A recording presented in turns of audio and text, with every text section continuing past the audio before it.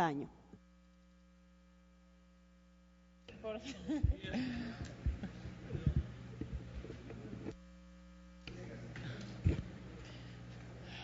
Buenas tardes, señora presidenta, colegas asambleístas. Se acabó el misterio. El Ecuador está pasando por una crisis económica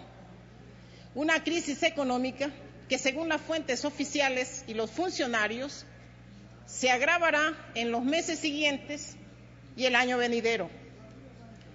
Una crisis que indica que el modelo fracasó, que la mala administración de la economía y el despilfarro nos están pasando la factura.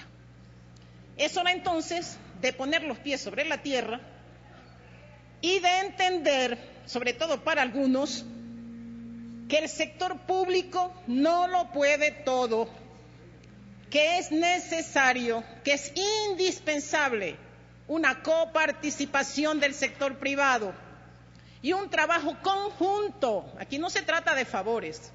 Es necesario para el desarrollo económico el trabajo conjunto de lo público y de lo privado. Alguien decía que esta no es una ley de alianza público-privada.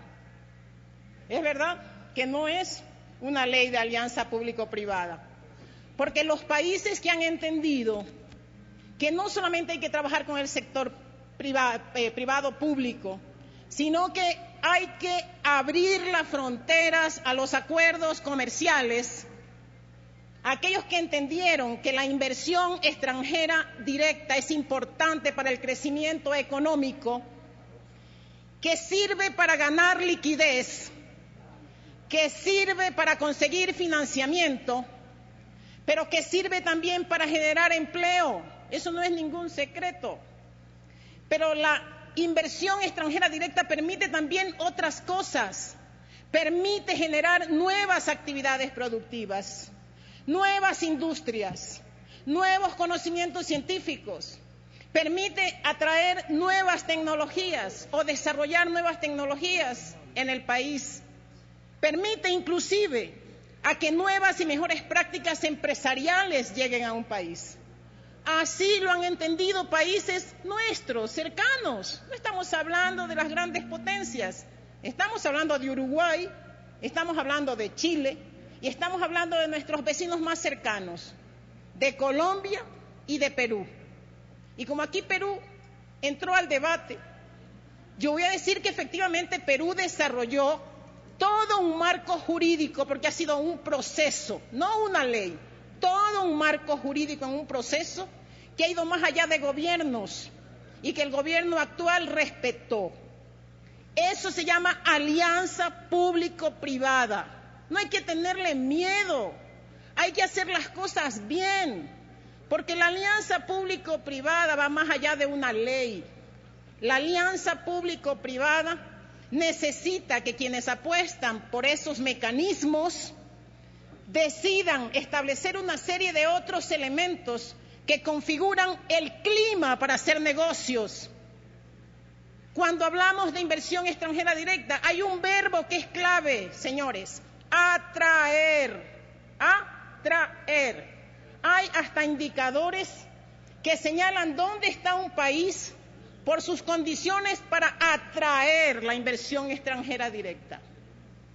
Cuando estamos hablando de que el Ecuador, no porque lo dice la oposición, porque lo dice la CEPAL, porque dicen las cifras que el Banco Central está poniendo a consideración de la ciudadanía, que el Ecuador está en la cola de los países de la región. En el 2014 compitió por la cola con Argentina y Venezuela. Y para el 2015 lo único que le queda es competir con Venezuela. Es porque el Ecuador no tiene las condiciones suficientes para atraer la inversión extranjera directa. Y si es que queremos que el marco legal, que aquí hemos dicho, no es atracción, es solamente, no es alianza, pero solamente son incentivos. Señores, clarifiquemos qué es lo que queremos y entendamos cuál es la realidad económica del país. Las crisis deben servir para eso, para entender en qué hemos fallado y para establecer los correctivos. Las crisis tienen que convertirse en una oportunidad. El Ecuador vive una crisis. El Ecuador necesita liquidez. El gobierno lo sabe. El Ecuador necesita financiamientos para sus propias obras. Y entonces abre la posibilidad de una serie de incentivos, haciéndole creer al sector privado que es un favor. Vean, vengan que les estamos haciendo el favor de que pongan su platita. Pero ¿sabe qué dicen los inversionistas? No hay nada más miedoso que $1 millón. Entonces, el inversionista, que yo creo que no va a escuchar los discursos hermosos que estamos dando aquí en la Asamblea, qué pena, porque así los podríamos convencer, el inversionista analiza otras condiciones que van más allá de una ley de incentivos. A veces, ni siquiera los incentivos son importantes o tan importantes como la confianza, la credibilidad y la certidumbre que tenga ese inversionista para atraer sus millones. Y entonces, esta ley es perfectible. Yo simplemente voy a apoyar las sugerencias planteadas por el asambleísta Donoso y por el asambleísta Tagle, si es que me permite, ya no está aquí.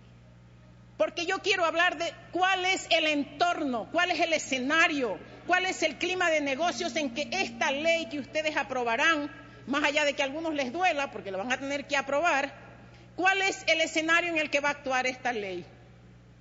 ¿Seguridad jurídica en el país? Nosotros podemos decir que sí, pero los inversionistas en el exterior dicen que no hay seguridad jurídica en el Ecuador, porque no hay certezas de que las normas no se van a cambiar el día de mañana. En 7, 8 años de gobierno, 12 reformas tributarias, miles de normas de todas clases para las empresas y para los empresarios. Y cuando los empresarios y el sector productivo del Ecuador pidió una pausa normativa, el presidente de la República, que es la voz que representa al país y que tiene que dar certidumbre, les contestó: voy a aprobar, a título personal, voy a aprobar tantas leyes yo considere necesario para el país. Eso no es certidumbre, señores. Pero veamos otro de los elementos que analizan los inversionistas: la economía del país. La economía del país. El Ecuador está en este momento técnicamente una recesión económica, ha entrado en un proceso de recesión económica, y eso no lo dice la oposición, lo dice la información del Banco Central. Desaceleración, término maquillado, técnicamente recesión económica. Eso no es atractivo para la inversión privada. Pero hay otros indicadores que también miden la imagen internacional de un país y que nosotros no le damos importancia, pero los inversionistas sí. Riesgo país, señores, riesgo país, porque las inversiones significan riesgo. Entonces hay que medir el riesgo de ese país, que está determinado por ciertas condiciones. Y el riesgo del Ecuador alcanza 1.500 puntos. Está por las nubes el riesgo país. Pero hablemos de política, y es que el escenario político del Ecuador tampoco es el mejor. Concentración de poderes, restricción de libertades, afectación de la libertad de expresión, una asamblea no independiente y una justicia menos independiente todavía no da certezas a los inversionistas. Deberíamos en este momento tener por lo menos 2 mensajes políticos que permitan dar algún mensaje positivo al exterior, porque allá están los inversionistas, allá está la plata. Señor presidente, baje la temperatura de su discurso, no califique, no descalifique, no insulte, deje su vanidad, deje su arrogancia. Un minuto, asambleísta. Esa vanidad y esa arrogancia unida a las palabras que salen de su boca, por ejemplo, cuando dice que el sector privado está privado de escrúpulos. ¿Cómo puedes hacer negocio con alguien privado de escrúpulos? No a la ley de herencia, no a la ley de plusvalía, archive. Y esta asamblea, el mejor mensaje político que puede dar es clausuren la comisión de la infamia y archiven de manera inmediata las mal llamadas enmiendas. El modelito fracasó y el tesoro también. Muchas gracias. Tiene la palabra.